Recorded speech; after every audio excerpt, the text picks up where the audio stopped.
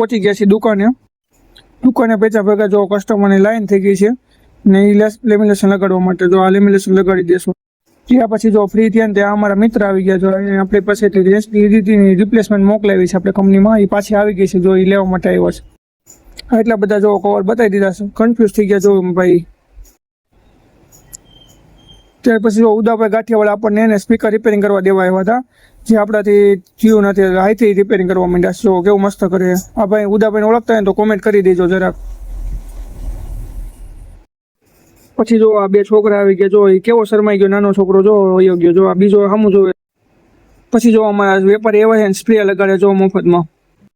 પછી આપણી પાસે બે વિદ્યાર્થી એવા છે નાગાલેન્ડનો ફાળો લેવા માટે આવ્યા હતા. જો એમાં આપણે લખાવી દીધું છે નામ ખોડલ મોબાઈલનું. નાના સકપર ગામની હસ્તી આઈફોનમાં ચાલે નહીં, પાવર બેંક અને સ્પ્રે લઈ જાય છે આપણી પાસે. પછી જો આપણે સ્પ્રે અને ચશ્મા આપી દીધા. હવે મળીશું નેક્સ્ટ વિડીયોમાં.